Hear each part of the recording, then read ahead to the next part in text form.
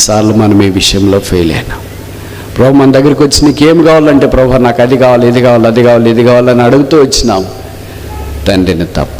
మనం ఒంటరిగా ఉండే అవకాశం వచ్చిన రాత్రి కానీ పగలు కానీ, ఇంట్లో కానీ హాస్టల్లో కానీ మీరు ఏం ప్లాన్ చేస్తారు? ఆ వర్తమానం చెప్పకుండా మేము మా జీవితాన్ని, యాత్రను, ప్రసంగాన్ని కొనసాగించలేదు. ఎందుకంటే పాపుల కొరకు పుణ్యపురుషుడు, నిష్కల్మషుడు, పాపమెరుగని వాడు, పాపులలో చేరిక ప్రత్యేకంగా ఉన్న ప్రధాన యాజకుడైన యేసుక్రీస్తు ప్రభువారు కాలం సంపూర్ణమైనప్పుడు మనందరి పాపాల కొరకే మానవుడిగా భూమి మీదకి దిగి వచ్చాడు. ఆయన సిలువలో వేలాడదీయబడ్డాడు. బైబిల్లో రాయబడిన మన రోగములను అతడు భరించెను. రోగము కాదు, ఏకవచనం కాదు, బహువచనం. రోగములను భరించును. మామూలుగా మీరు ఊహించుకోండి, మీ ఇంట్లో ఎవరికైనా జలుబు, జ్వరము అది ఇదో చేస్తే 1 వారం 2 వారాలు అంటే వాళ్ళని అటెండ్ అవుతారు. దీర్ఘకాలంగా రోగులు ఉంటారు, క్రానిక్ పేషెంట్స్, వాళ్ళ మంచానికే పరిమితమై ఉంటారు. వాళ్ళందరిని అటెండ్ కావాలంటే ఎంత కష్టమవుతుంది? వాళ్ళని అటెండ్ కావటానికే మనకు కష్టమైతే వాళ్ళ రోగాలు ఇంకా మనం భరించాలంటే భరించడం వీలవద్దా? ఒకవేళ వాళ్ళు ఈ లోకాన్ని ఇచ్చిపెట్టి వెళ్ళిపోయారు అనుకోండి, వాళ్ళు వెళ్ళిపోయిన తర్వాత వాళ్ళు వాడిన బట్టలు, దుప్పట్లు, టవాళ్ళు, తర్వాత ఇంకేం సబ్బులు, బెడ్లు అన్నీ తీసుకొని మ్యూజియంలో పెట్టుకుంటారా? నేను కూడా వాడతాను అని ఇంట్లో పెట్టుకుంటారా? వాటన్నిటి మూట కట్టి ఊరికి బయట ఎవరు లేనప్పుడు రాత్రిపూట తగలబెట్టో బావిలో పడేసో వచ్చేస్తారు. ఎందుకని? ఇన్ఫెక్షన్ వస్తుందని, ఉండకూడదని, చూస్తే మాకు గుర్తులు వస్తాయేమో అని. మన కన్న తండ్రి, తల్లి, బంధువులు, భర్త, భార్య, పిల్లలు ఇలాంటి వాళ్ళే అనారోగ్య పీడితులైతున్నప్పుడు, వారు రోగగ్రస్తులైన తర్వాత వారు ఈ లోకాన్ని విడిచిపెట్టిపోతే వారు వాడిన వస్తువులు, సామాగ్రి ఇలాంటివి తీసుకుని వచ్చే బయట పడేస్తూ ఉంటే ఆ రోగాన్ని భరించడం ఇంకెవరి తరం అవుతుంది? ఒకే ఒక్కడు పాపాన్ని భరించడానికి భూమి మీదకి దిగి వచ్చిన వాడు మనందరి రోగాలు ఆ సిలువలో భరించినాడు. బైబిల్ సెలవిస్తుంది, వ్యసనాక్రాంతుడుగా మార్చబడ్డాడు, వ్యాధిని అనుభవించిన వాడుగా మార్చబడ్డాడు, స్వరూపమైన సొగసైన లేనివాడుగా చేయబడ్డాడు, వికారుడుగా మార్చబడ్డాడు. బైబిల్లో రాయబడింది, యేసు రక్తం ప్రతి పాపం నుండి మనల్ని కడిగి పవిత్రులుగా చేయి. ఇంకెవరైనా యేసునందు విశ్వాసం ఉంచకపోతే, ప్రభువైన యేసునందు విశ్వాసం ఉంచు, అప్పుడు నీవును నీ ఇంటి వారును రక్షణ పొందొదరు. ఇశ్రాయేలీయులు ఆ రాత్రి గొర్రెపిల్ల రక్తం ద్వారా విడుదల పొందినారు. రాత్రి బయలుదేరి వచ్చినారు. ప్రపంచంలో అది చారిత్రాత్మకమైన రాత్రి, హిస్టారికల్ నైట్. ఊహించండి, మీరు ఒక ఊర్లో నుండి 6 లక్షల మంది బయలుదేరితే ఆ ఊరంతా ఏమైంటుంది? 10-20 మంది మధ్యరాత్రి బయలుదేరి అటు ఇటు శబ్దం చేస్తూ తిరుగుతూ ఉంటే, బైకుల మీద, బండ్ల మీద అటు ఇటు ఏమైందో అంటామే. 6 లక్షల మంది ఊర్లో నుండి సైన్యం బయలుదేరితే ఆ ఊరంతా ఏం కావాలా? గలిబిలి అయిండాలి కదా. ఎక్కడికి వెళ్తున్నారు, ఏం చేస్తున్నారు, ఏమైంది? బహుశా మీ క్లాస్మేట్లు, జూనియర్స్, సీనియర్స్, వాళ్ళు వీళ్ళు అంతా ఐగుప్తు స్కూల్లో చదువుతుంటారేమో. రేపు నేను క్లాసుకి రానురా, ఊరు వెళ్తున్నాం, ఎక్కడికి? రేపు నేను పనికి రాను, ఊరు వెళ్తున్నాం, ఎక్కడికి? రేపు నేను పొలం పనికి రాను, ఊరు వెళ్తున్నా, ఎక్కడికి? నేను రేపు ఇటుకలు చేయడానికి రాను, మీరే చేసుకోండి, ఎక్కడికి? ఎక్కడికో వెళ్ళమంటున్నారు, అందుకే మేము వెళ్తున్నాం. మాకు కూడా సరిగ్గా తెలియట్లేదు. మాకు ఒక నాయకుడు ఉన్నాడు, ఆయన పేరు మోషే, ఆయన రమ్మంటున్నాడు, అందుకే ఆయన ముందుకే. ఎక్కడున్నాడు? ఎక్కడో ఉన్నాడు. 6 లక్షల కాలువలకు ముందంటే ఎక్కడుంటాడు? ఇంత గొప్ప procession, that was a historical procession, చారిత్రాత్మకమైన ఊరేగింపు. ఊరు కదిలి లక్షల మంది బయలుదేరారు ఆ రాత్రి. ప్రభుకు స్తోత్రాలు. కొత్త నిబంధనలో యేసుక్రీస్తు ప్రభువారు మనందరి పాపాల కొరకై ఒక్కడే ఆ గెత్సేమనే తోటలోనికి వెళ్ళి తను అప్పగించుకోవటానికి ఇష్టపడ్డాడు. ఒక్క ఇంటికి ఒక గొర్రెపిల్ల పాత నిబంధనలు అవసరమైంది. కొత్త నిబంధనకు వచ్చిన తర్వాత సర్వలోకానికి దేవుని గొర్రెపిల్లని యేసుక్రీస్తు ప్రభు యొక్క బలియాగం మాత్రమే సరిపోయింది, సాటైనది. ఆ రాత్రి ఇశ్రాయేలీయులకు విడుదల వచ్చింది, విమోచన వచ్చింది, రక్షణ వచ్చింది. కనుక దట్ నైట్ ఆఫ్ సాల్వేషన్, రక్షణ వచ్చిన ఆ రాత్రి. రెండవ చూస్తామా, ఆదికాండం 32:21. అతడు కానుకను తనకు ముందుగా పంపించి తన గుంపులో ఆ రాత్రి నిలిచెను. చూడండి 22. ఆ రాత్రి అతడు లేచి తన 2 భార్యలను, తన 2 దాసులను, తన 11 మంది పిల్లలను తీసుకుని బోకరేవు దాటి పోయాను. ఆ తర్వాత ఇక్కడ యాకోబు దేవునితో పెనుగులాడిన సంగతి ఈ వాక్యంలో మనం చూస్తున్నాం. దట్ నైట్ ఆఫ్ జాకబ్, యాకోబు యొక్క ఆ రాత్రి. యాకోబు యొక్క జీవితంలో 28వ అధ్యాయం ఆదికాండంలో కూడా ఆ రాత్రి అతడు ఒక స్థలములో నిద్రపోవటానికి ఉపక్రమించినట్లు మనం చూస్తాం. బహుశా 32వ అధ్యాయం యాకోబు జీవితంలో లేకపోయింటే యాకోబు యొక్క ఆశీర్వాదము ఎలాగుండేదో మనం ఊహించుకోలేం. ఒక్క రాత్రి జీవితాన్ని మార్చివేసింది. 1 night was enough to make the life upside down and from bad to good. చెడ్డ నుండి మంచికి తప్పించడానికి, లాభాల నుండి దేవుని దగ్గరికి తీసుకురావటానికి, లోకం నుండి దేవుని దగ్గరికి తీసుకురావటానికి, పాపం నుండి పరిశుద్ధత వైపు తీసుకురావటానికి, మోసం నుండి ఆశీర్వాదంలోనికి తీసుకురావటానికి ఒక రాత్రి అవసరమైంది. ఆ రాత్రి యాకోబు దేవునితో పెనుగులాడిన వాక్యంలో మనం చూస్తున్నాం. విస్తారమైన సంపద ఆయనకు ఉంది, కానీ దేవునితో రెజ్లింగ్ విత్ గాడ్, సప్లికేషన్, ప్రార్థన చేయడము యాకోబుకు కొరతుంది. ప్రార్థన దేని కొరకు చేయాలా? అన్నీ ఉన్నాయి కదా, ఇంకా ప్రార్థన అవసరం ఏముంది అని మనం అనుకుంటాం. బైబిల్లో నాకు తెలిసి వ్రాయబడిన మొట్టమొదటి ఆల్ నైట్ ప్రేయర్ ఇదే, the first all night prayer. First all night ప్రేయర్కి ఎంతమంది అటెండ్ అయ్యారు తెలుసా? ఒకళ్ళే. నిద్ర వచ్చిందే? మనకు ఆల్ నైట్ ప్రేయర్ అంటేనే అనౌన్స్మెంట్ అప్పుడే నిద్ర స్టార్ట్ అవుతుంది. అలాగే మనం ఆల్ నైట్ ప్రేయర్ కనీసం కొంతమంది బ్రదర్స్, కొంతమంది సిస్టర్స్ అన్న వస్తే వాళ్ళు మనం ఆ రాత్రి నిద్రపోకుండా వాక్యం చెప్తుంటారు, పాటలు పాడుతుంటారు, లేచి నిలబడి వాడదామంటారు, కూర్చొని నిలబడి వాడదామంటారు, తర్వాత ఇంకేదో టీ తాగదామంటారు, తర్వాత అటు ఇటు వాష్రూమ్ వాడేవాళ్ళు ఉంటారు. ఇంత చేసినా కూడా ఇంకా నిద్ర వస్తూనే ఉంటుంది. ఇంతమంది ఉండి ఒక్కడికే నిద్ర లేని రాత్రి ఎలాగైంది? దేవునితో ఆ సంబంధము తన జీవితాన్ని పూర్తిగా మార్చివేస్తుంది ఆ రాత్రి. అందుకే యాకోబు ఆ రాత్రి దైవ సన్నిధిలో ప్రార్థన కొరకై ఉపక్రమించినట్లు వాక్యంలో మనం చూస్తున్నాం. ఆ రాత్రి తన జీవితాన్ని మార్చివేసింది. That night changed him. పేరు మార్చబడింది, జీవితం మార్చబడింది, పరిస్థితులు మార్చబడ్డాయి. ఆ రాత్రి ఎవరి జీవితాల్లో ఉంటుందో వారి జీవితాల్లో ఇంకోటి ఉంటుంది. ఏంటది? ఆదికాండం 32వ అధ్యాయం 31.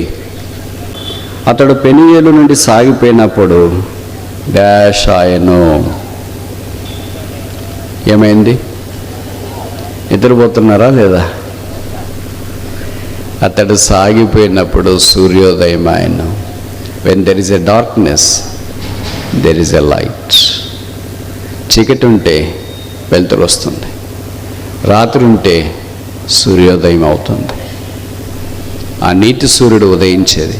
ఇప్పటిదాకా రాత్రిలో పోరాడినాడు, ఇప్పుడు ఇంకా నీతి సూర్యుని వైపు సాగిపోవటానికి ఉపక్రమించినట్లు చూస్తున్నాం.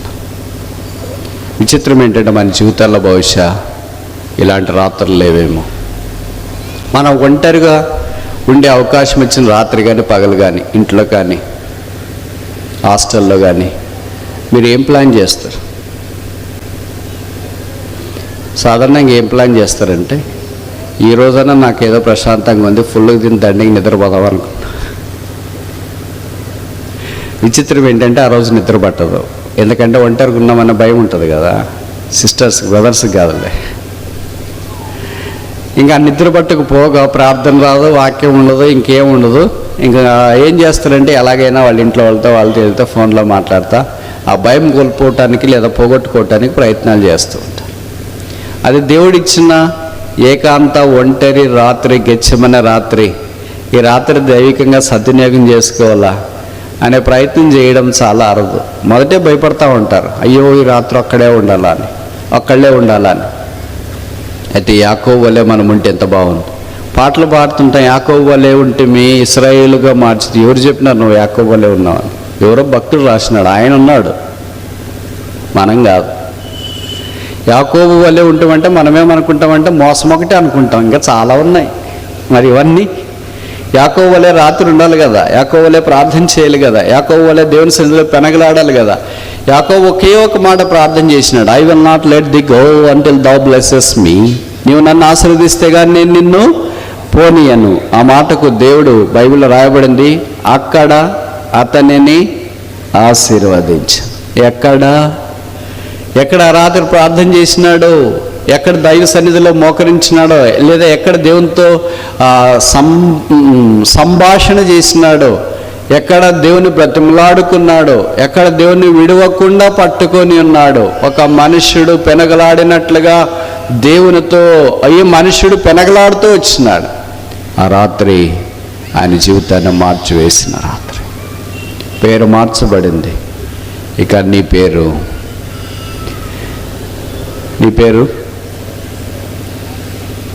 అక్కడ దేవుడు యాకోబును రాత్రి ప్రశ్న అడిగినాడు, వాట్ ఈజ్ యువర్ నేమ్? నీ పేరేంటి? తెలిసి అడిగాడా, తెలియక అడిగాడా? దేవుడికి మన పేరు తెలుసా తెలియదా?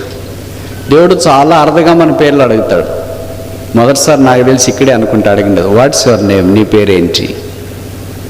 యూజువల్గా ఆయన పేరు పెట్టి పిలుస్తాడు, జక్కయ్య దిగి,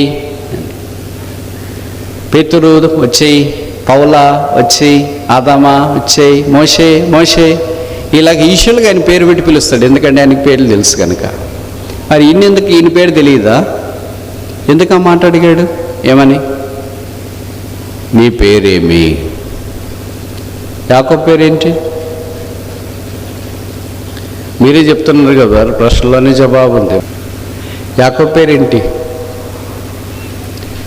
చెప్పరా? ఏం చెప్పరా? మీరు ఇంత మంచి విశ్వాసులు, ఇక్కడ మాత్రం నోరుతారు. ఇంట్లోకి రండి, చూస్తాం. ఆదికాండం 27వ అధ్యాయం 19వ వచనం. అందుకు యాకోబు, నేను ఏశావుని జ్యేష్ఠ కుమారుడు. యాకోబు పేరేంటి? అందుకే దేవుడు ఇక్కడ అడుగుతున్నాడు పేరు, వాట్స్ యువర్ నేమ్ అని. ఇక్కడ ఏం చెప్పాలి ఆయన? మరి వాళ్ళ నాన్నగారికి ఏం చెప్పాడు? ఏశావు అని చెప్పాడు. మరి దేవుడి దగ్గర ఏం చెప్పాడు? 32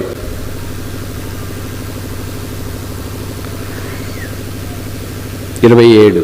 ఆయన నీ పేరేమని అడగ్గా అతడు ఏశావని చెప్పాను అని రాశారా? యాకోబు అని చెప్పాను. వాళ్ళ నాన్నతో అబద్ధం ఆడాడు కానీ దేవునితో అబద్ధం ఆడాడు. This is a nice character virtue of Jacob. అందుకే తన జీవితాన్ని అక్కడ ఒప్పుకున్నాడు, ఐ యామ్ జాకాబ్, నేను యాకోబును. ఎక్కడ మన జీవితాల్లో ప్రభు సన్నిధిలోని కొంచెం ఒప్పుకుంటాం, I am Jacob, I am Jacob, I am Jacob. Jacob అంటే మోసగాడిని, ఇలాగ వంచన చేసి నన్ను ఒప్పుకుంటాము, దేవుడు వారిని ఆశీర్వదిస్తాడు. అక్కడ అతడిని ఆశీర్వదించి దట్ నైట్ ఆఫ్ సప్లికేషన్, ప్రార్థన చేసిన ఆ రాత్రి, ఆశీర్వదించబడిన రాత్రి, ఆయన ఆశీర్వాదం ద్వారా రాజులు ఆయన దగ్గరికి వచ్చి ఆయన గర్భంలో నుండి వచ్చినారు. దేవుని యొక్క వాక్యము అంత ప్రబలమై వ్యాపిస్తూ వచ్చినట్లుగా యాకోబు జీవితం మనకు జ్ఞాపకం చేయబడుతుంది. అందుకని వాక్యమును యాకోబుకు తెలియజేసిన వాడని ఏ జనమునకు ఆయన ఇలాగో చేసి ఉండలేదు. మూడవది చూస్తామా? దట్ నైట్, ఆ రాత్రి, సమూయేలు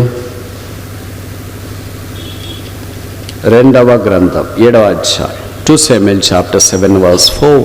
అయితే ఆ రాత్రి యెహోవాకు నాతానుకు ప్రత్యక్షమై సెలవిచ్చినదేమనగా,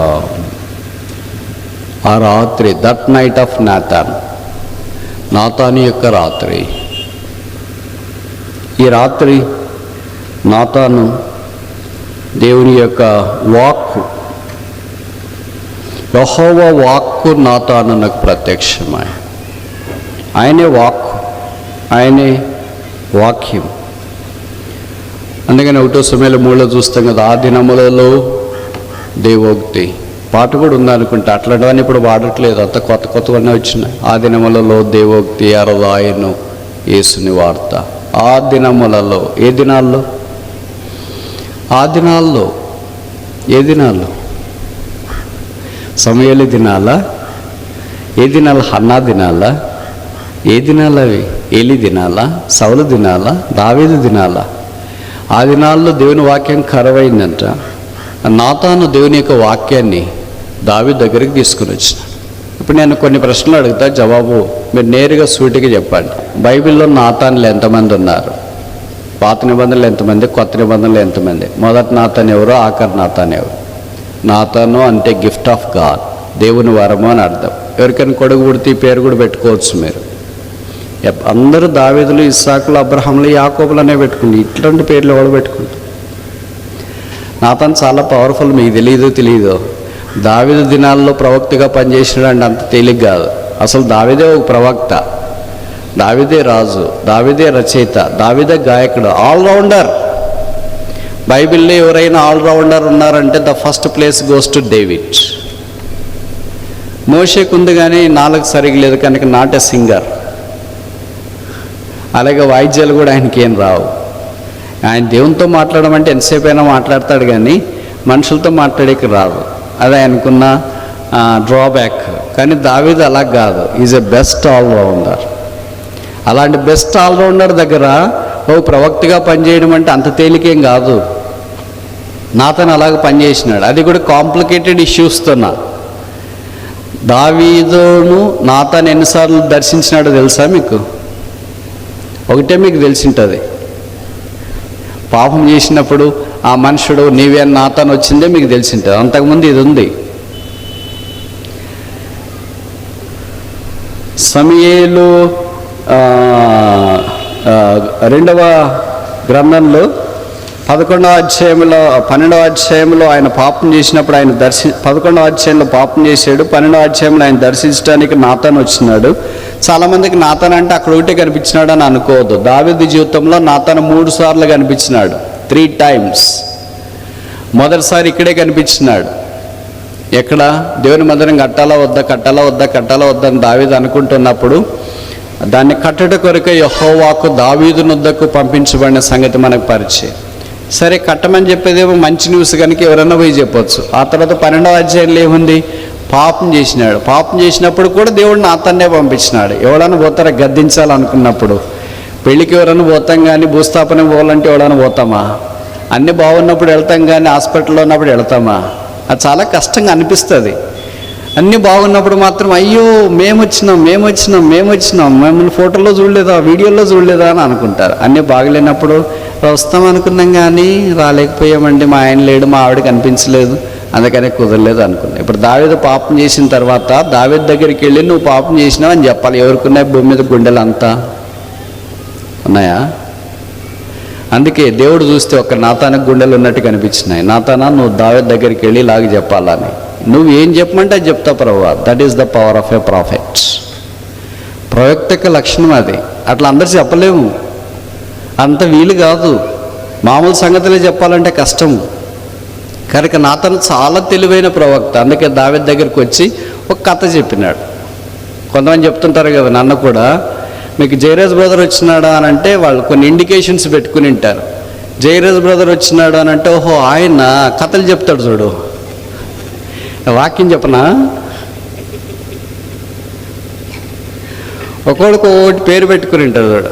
నువ్వు పలానా ఎక్స్ బ్రదర్ వచ్చినాడంటే ఆయన బైబిల్ చూడుకున్న వాక్యాలు చెప్తాడు చూడు ఆయన. అట్లా అలాగే జయరాజ్ బ్రదర్ వచ్చిన వాక్యం ఓహో కథలు చెప్తాడు చూడు ఆ బ్రదరా. నాతాను గొప్ప ప్రవక్త వచ్చి దావీదు దగ్గర కథ చెప్పినాడు. ఏం లేదండి, ఒక ఊరు ఉంది, ఒక ఊర్లో 2 మనుషులు ఉన్నారు. కానీ పెద్ద ధనవంతుడు, ఆయనకి చాలా గొర్రెలు మేకలు అన్నీ మస్తుగా ఉన్నాయండి. ఇంకోటి చాలా పేదవాడండి, ఒక చిన్న జంతువుని పెంచుకున్నాడు కదా, అది మేకపిల్ల గొర్రెపిల్ల. సమూయేలు గ్రంథంలో గొర్రెపిల్లను పెంచుకున్నాడు. ఎవరో మార్గస్థుడు కూడా వచ్చినాడు దారెంబడి, ఒక గెస్ట్. అది పోయి పేదవాడి ఇంటికి వచ్చేసి ధనవంతుడి ఇంటికి వచ్చినాడండి. ధనవంతుడు ఏం చేశాడంటే పేదను గొర్రెను తీసుకొని ధనవంతుడు వధించేసినాడు. ధనవంతుని దగ్గర చాలా గొర్రెలు ఉన్నప్పుడు కూడా వాడు పేదను గొర్రెను తీసుకొని వదిలించినాడు. దావీదుకి స్టోరీ అర్థం కాలేదు, మనడికి స్టోరీలు అలవాట్లేదు కదా, అంత ఓపెన్ ఏదైనా. అందుకని కథ అర్థమైంటే సెట్ అయింటాడు ముందు. అమ్మో ఇది నాకే వేసేటట్టున్నాడు వాడమని అనుకోలేదు, కథగా చూసుకున్నాడు. అందుకని ఉన్నట్టుండి కోపం వచ్చింది, వెర్రి కోపం వచ్చింది దావీదుకి. ఎవడా మనుష్యుడు? నా రాజ్యంలో 40 ఏళ్ల నుండి ఇశ్రాయేలును పరిపాలిస్తున్న నా రాజ్యంలో ఒక ధనవంతుడైన వాడు పేదవాని యొక్క గొర్రెను తీసుకుని మార్గస్థుడికి విందు చేయడం ఏంటి? ఎవడా మనుష్యుడు? ఎక్కడున్నాడు? అప్పుడు దావీదు నాతానన్నాడు, thou art that man. ఆ మనుష్యుడు నీవే, ఆ రాజు నువ్వే కాదు, ఆ సేవకుడు నువ్వే కాదు, ఆ హృదయానుసాడు నువ్వే కాదు. రాజు స్థానంలో నుండి ఎక్కడికి వచ్చినాడు? మనిషి స్థానంలోనికి వచ్చినాడు. Every sin dislocates us, disowns our position and brings us to our normal position called human nature. ఆ మనుష్యుడు నీవే. ఇలాగ మాట్లాడే ధైర్యం ఎవరికైనా ఉంటుందా? అలాగ మాట్లాడిన తర్వాత బతుకుతారా? బతికిస్తాడా ఏ రాజైనా? ఒక దావీదు మాత్రమే బతికించగలడు. దావీదు తన తప్పు ఒప్పుకొని క్షమాపణ పొందడానికి ఇష్టపడ్డాడు. దావీదుకి నాతాన్ అంటే ఎంత ఇష్టం. ఎవరైనా శిక్షించే వాళ్ళంటే మనకి ఇష్టమా? మన పాపం ఎత్తి చూపించే వాళ్ళు మనకి ఇష్టమా? మన జీవితాన్ని బాగు చేయటానికి ఏదైనా సలహాలు ఇచ్చేంటే వాళ్ళంటే మనకి ఇష్టమా? ఇష్టం ఉండదు. తల్లిదండ్రులుగా అంటేనే ఇష్టం ఉండదు. అయ్యా బంధువులు చెప్తుంటే ఇష్టం ఉండదు. తోబుట్టువులు చెప్పినా ఇష్టం ఉండదు. ఏమంటా మాకు తెలుసులే, అంతా మాకు తెలుసు. అంత నీకు తెలుసా? నువ్వు జీవితంలో 20 ఏళ్ళు 22 ఏళ్ళే వచ్చింటావు, బీటెకే చదువుతుంటావు, నీకు అంత ఎలాగ తెలుస్తుంది? వాళ్ళు 50-60 ఏళ్ళు అయింది, జీవితం చాలా ఈదుకొని వచ్చినారు. వాళ్ళకి ఇదేంటి స్మార్ట్ ఫోన్ ఆపరేట్ చేయడం రాకపోవచ్చు, కంప్యూటర్ ఆపరేట్ చేయడం రాకపోవచ్చు, మిగతా ఎలక్ట్రానిక్ గ్యాడ్గెట్స్ హ్యాండిల్ చేయడం రాకపోవచ్చు, కానీ జీవితాన్ని హ్యాండిల్ చేసేది వాళ్ళకి అనుభవపూర్వకంగా తెలుసుకున్నారు. They know what is good, what is bad. మంచి ఏమో చెడేమో వారికి తెలుసు. అంత నీకు ఎలాగ తెలుస్తుంది? తెలుసా?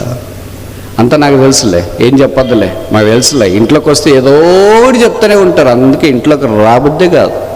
ఎందుకంటే నువ్వు బయటే ఉండు, తప్పైన కుమారుడు కదా. తిరుగు, పందులు తిన్నపట్టు తిన్ను, అక్కడే తిరుగు, అక్కడే కంపగొట్టు, ఏదో ఒక దినాన్ని తన దగ్గరికి రావాల్సి వస్తుంది. దావీదు తన శిక్షించే వారిని ఇష్టపడ్డాడు, ప్రేమించడానికి ఇష్టపడ్డాడు. అందుకే మీకు తెలుసో తెలియదు, నాతాన్ అంటే ఆయనకి ఎంత ఇష్టం అంటే దావీదు తర్వాత కుమారులు పుట్టినారు. ఒక కొడుకు నాతాన్ అని పేరు పెట్టాడు. చూస్తారా? చూడండి, దినవృత్తాంతాల మొదటి గ్రంథం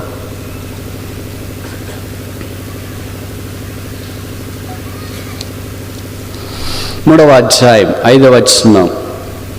1 Chronicles chapter 3 verse 5.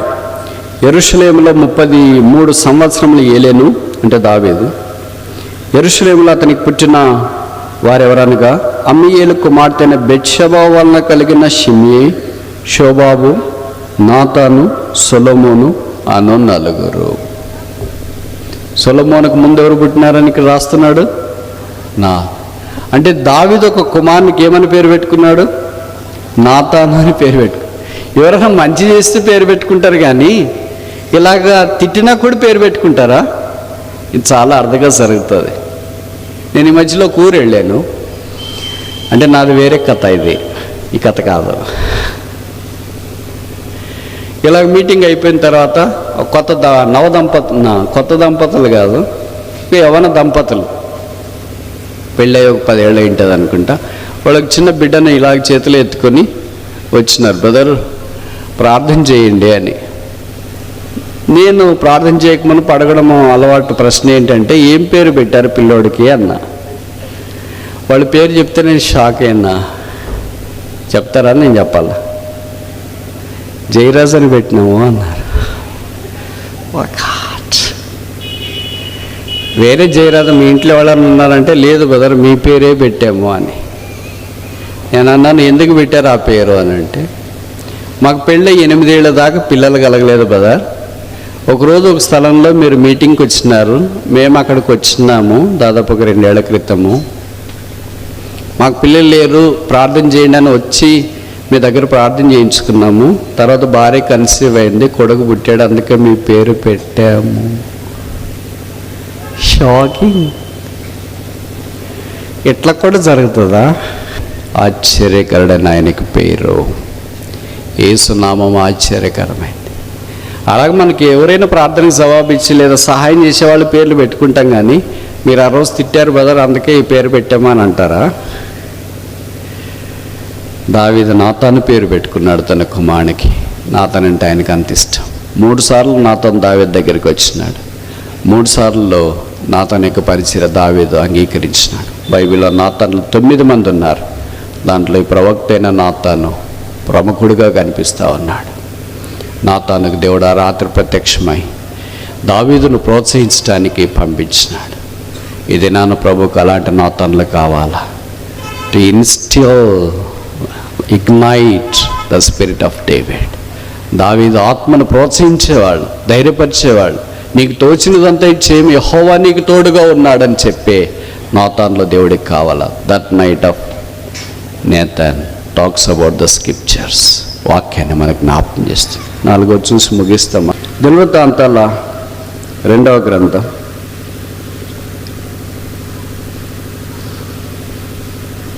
1వ అధ్యాయం 7వ వచనం. ఆ రాత్రి యందు దేవుడు సొలొమోనుకు ప్రత్యక్షమై, నేను నీకు ఏమి ఇవ్వకూడదునో దాన్ని అడగమని సెలవీయగా. That night of Solomon. సొలొమోను యొక్క రాత్రి. ఈ రాత్రి మనకి ఏ జ్ఞాపకం చేస్తుంది? సొలొమోను దేవుని మందిరాన్ని ప్రేమించి కట్టాలని సంకల్పించిన జీవితాన్ని మనకు జ్ఞాపకం చేస్తుంది. That night of sanctuary building. దేవుని మందిరాన్ని కట్టట కొరకాయ దేవుడు ఆయన్ని సిద్ధపరిచిన ఆ రాత్రి. ఇప్పటిదాకా 4 రాత్రులు చూసినాం కదా. మొదటిదేంటి? That night of Israel. ఇస్రాయేలీల రాత్రి, నైట్ ఆఫ్ సాల్వేషన్, రక్షణ వచ్చిన రాత్రి. రెండవది దట్ నైట్ ఆఫ్ యాకోబు రాత్రి, నైట్ ఆఫ్ సప్లికేషన్, ప్రార్థన రాత్రి. మూడవది దట్ నైట్ ఆఫ్ నాతాను రాత్రి, నైట్ ఆఫ్ స్క్రిప్చర్స్, దేవుని వాక్ వచ్చిన రాత్రి. నాలుగవది దట్ నైట్ ఆఫ్ సొలొమోను రాత్రి, నైట్ ఆఫ్ శాంక్చురీ. ఈ సంగతి నాకంటే మీకు బాగా పరిచయం కదా. సొలొమోను దావీదు తర్వాత సింహాసనాన్ని అధిష్ఠించాలని దావీదు సంకల్పించి దేవుని యొక్క ఏర్పాటును అనుసరించి రాజుగా ప్రకటించినాడు. అప్పుడు సొలొమోను బాలుడు. అసలు మీరు షాక్ అవుతారు తెలుసా? సొలొమోను చేసిన ప్రార్థనలో బైబిల్ ఎన్ని రాశారు? How many prayers of Solomon are documented in the Bible? The shortest prayer by Solomon, the longest prayer by Solomon. సొలొమోను చేసిన చిన్న ప్రార్థన ఈ సందర్భమే. నీకేం కావాలా అని దేవుడు అడిగినప్పుడు చెప్పింది. సొలొమోను చేసిన పెద్ద ప్రార్థన దేవాలయం నిర్మించిన తర్వాత ప్రతిష్ఠిత కొరకే చేసిన ప్రార్థన. Longest prayer, shortest prayer. అప్పుడు సొలొమోను వయసు ఎంతో తెలుసా? అంత వయసు ఉంటే మనం దగ్గర కూడా రానేం. ఆయనే చెప్పినాడు. దినవృత్తాంతాల 1వ గ్రంథం 29వ అధ్యాయం 1వ వచనం మధ్య భాగం నేను చదువుతా. సొలొమోను ఇంకను లేతప్రాయము గల ముసలివాడ బాలుడు. ఇక్కడ చూడండి 1వ రాజుల 3వ అధ్యాయం 7వ వచనం. 1 Kings chapter 3 verse 7. నా దేవా యెహోవా, నీవు నా తండ్రి అయిన దావీదునకు బదులుగా నీ దాసునైన నన్ను రాజుగా నియమించున్నావు. అయితే నేను వృద్ధుడను అని రాశారా? బైబిల్ చదవట్లేదా, చూడట్లేదా? మరి ఏం స్పందించట్లేదేంటి? సరే ముగించేస్తున్నా, అందుకనే కదా ముగిస్తున్నానని. సొలొమోను నేను బాలుడను అంటే బహుశా 18 ఏళ్ళు తక్కువలో ఉండొచ్చేమో. మీరు ఊహిస్తారా 18 ఏళ్ళు తక్కువలో అటు ఇటు ఉన్నప్పుడు, 18-20 ఏళ్ళు ఉన్నప్పుడు ఇలాంటి ప్రార్థన చేస్తాడని? 18 ఏళ్ళు ఉన్నప్పుడు మన పిల్లలు ఎక్కడ ఉంటారు? గిబియోన్లో ఉంటారా? బలిపీఠం దగ్గర ఉంటారా? బలాలు అర్పిస్తారా? ప్రార్థన చేస్తారా? మందిరాలు కడతారా? ప్రతిష్ఠ చేస్తారా? ఏం చేస్తారు మన పిల్లలు? 18 ఏళ్ళకి మొబైల్ ఫోన్ పట్టుకొని ఒక మూలకు కూర్చొని గేమ్స్ ఆడుతుంటాడు. ఆ మొబైల్ ఫోన్ ఛార్జింగ్ అయిపోయి లేదా తల్లిదండ్రులు దానికి ఏదైనా హెచ్చరికలు చేస్తే అక్కడి నుండి ఇంక బ్యాట్ అది తీసుకొని బయటికి పోయి గ్రౌండ్లో ఆడుతుంటాడు. ఇదంతా మంచి పిల్లల లక్షణాలు. ఇది కాకుండా ఇంకొక టైప్ ఉంటుంది. ఆ టైపు ఎవరికి దొరకరు వాళ్ళు. ఈ 18 ఏళ్ళకి మన పిల్లలు చేసే పనులు ఇవి. సొలొమోను చేసే పని ప్రార్థన. దేవుడు సొలొమోను దగ్గరికి వచ్చి అడిగినాడు, what you want me to do for you? నేను నీ కొరకు ఏం చేయాలా? ఇప్పుడు నేను ఒక ప్రశ్న అడిగితే జవాబు చెప్పండి. దేవుడు బైబిల్లో ఈ ప్రశ్న ఎంతమందిని అడిగినాడు? నేను నీకు ఏమి ఇవ్వాలి? What you want me to give? ఇలాగ దేవుడు ఎంతమందిని బైబిల్లో అడిగాడు, నేను మీకేమి ఇవ్వాలా అని. అసలు జవాబు తెలిసి షాక్ అవుతారు తెలుసా? ఇద్దరినే అడిగాడు. పాత నిబంధన అంతట్లో ఒకళ్ళని, కొత్త నిబంధనలు ఒకళ్ళని. చరిత్ర అంతట్లో ఒకే పురుషుని అడిగినాడు సొలొమోన్ని. చరిత్ర అంతట్లో ఒకే స్త్రీని అడిగినాడు, పేరు సలోమిని, మరియమ్మ చెల్లి. ఆమెకి 2 కొడుకులు తెలుసు కదా మీకు. ఆ కొడుకులు బాగా మంచి స్థానంలో ఉండాలని ఆమె యేసుప్రభు దగ్గరికి వచ్చింది మత్తయి సువార్తలోన. అప్పుడు ప్రభు అడిగాడు. సరే, అది ఇప్పుడు మనం పక్కన పెట్టేస్తాం. సొలొమోను దగ్గరికి వస్తాం. ఎందుకు దేవుడు సొలొమోన్ని ఈ ప్రశ్న అడిగాడు? What you want me to give? నీకేమి ఇవ్వాలని నేను కోరుతున్నాను. ఈ ప్రశ్న ఆదాముని అడగలేదు. ఆదాముని అడిగింటే తోటలోనే ఉంటాను ప్రభు, బయటికి పంపించొద్దు అని వింటాడు. హేబెలుని అడిగింటే మా అన్న చంపకోకుండా సాయం చేయ ప్రభు అని వింటాడు. అలాగే నోహను అడిగింటే ప్రభు ఓడను కట్టుకోవాలా, మరి దాన్ని కొద్దిగా చూసుకోవాలి అడిగింటాడేమో. లోతును పొరపాటును కూడా అడగను, అది వేరే విషయం. అబ్రహాముని అడిగింటే అదేంటి ప్రభు మీరు తెలిసి అడుగుతున్నారు ఏంటి, మళ్ళీ బాధ పెట్టాలని అడుగుతున్నారు ఏంటి, నాకు కొడుకులు లేరు కదా, పిల్లలే లేరు కనుక ఒక కొడుకునని ఇవ్వని అంటాడు. ఇస్సాకుని అడిగింటే ఇస్సాకు కూడా బహుశా అదే చెప్పింటాడు. యాకోబుని అడిగింటే ఏం లేదు ప్రభు, ప్రపంచమంతా నాకు కావాలి, ఇస్తావా లేదా.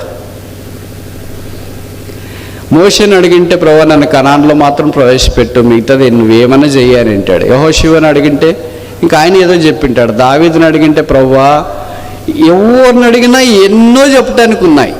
ఇప్పుడు దేవుడు మనల్నే వచ్చి అడిగాడు అనుకోండి, అడగడు, ఎందుకంటే మన సంగతి ఆయనకి తెలుసు కదా. పొరపాటున ఆయన అడిగాడు అనుకోండి, నేను మీకు ఏమి ఇవ్వాలా అని, మీరేం చెప్తారు?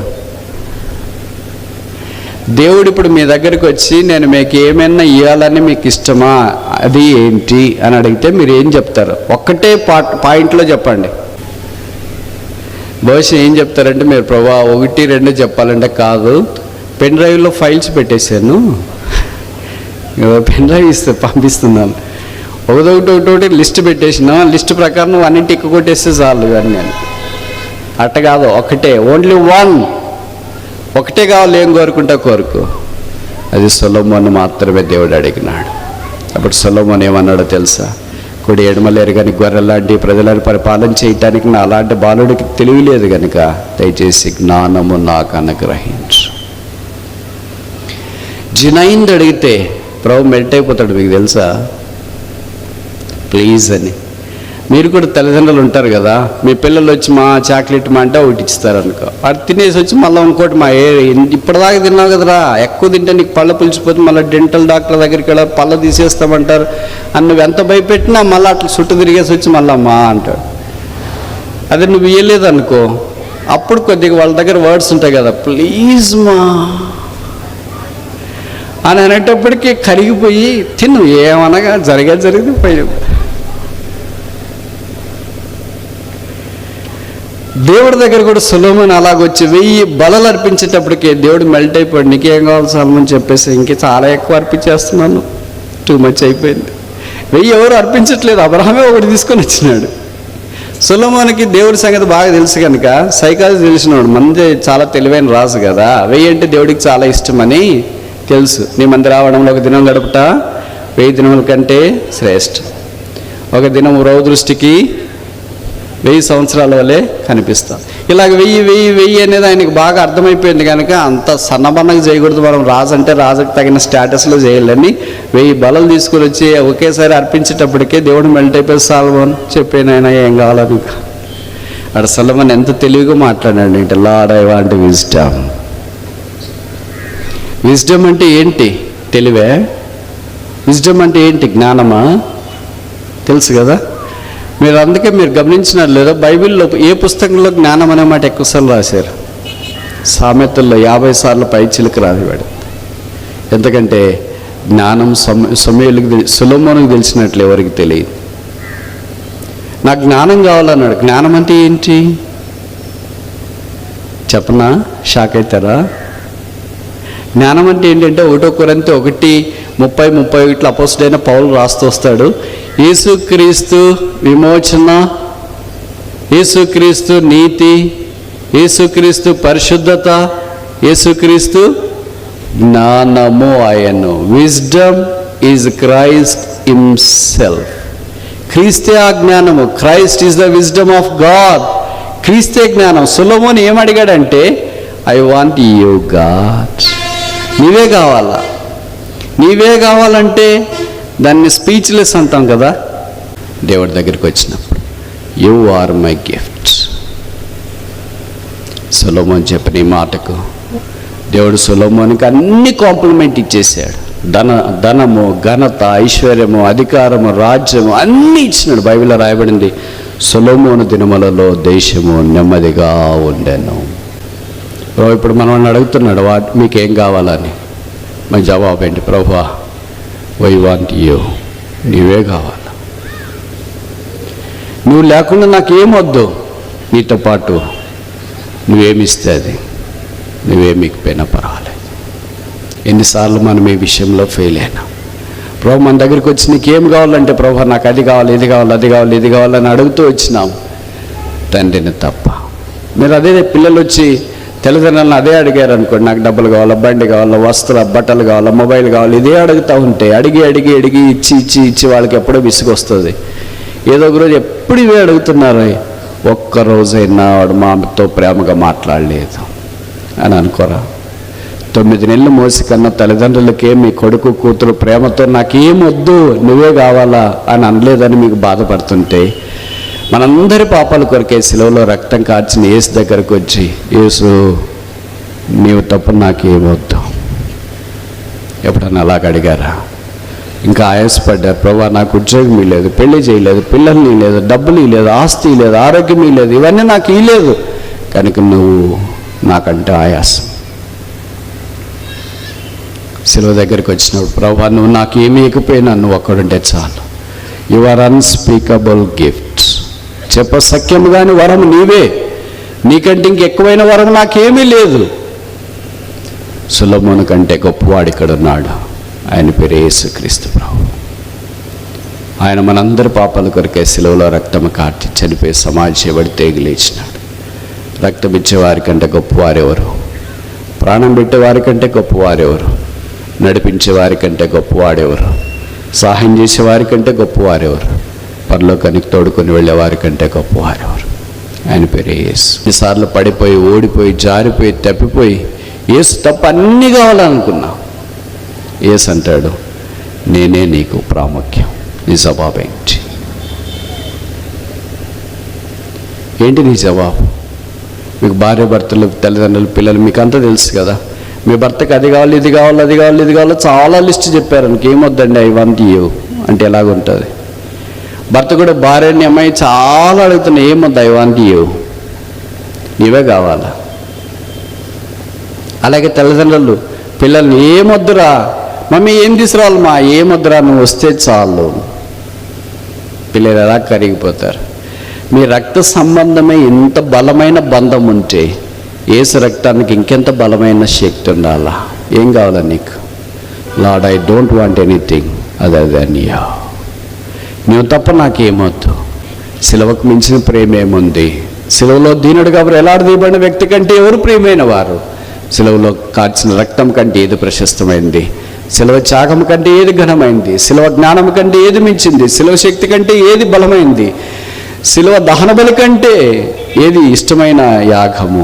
సిలువ దగ్గరికి వస్తున్నా, నా పాపాలు పతనాలు క్షమించి కడిగి పరిశుద్ధపరిచి నన్ను తిరిగి సమకూర్చుము.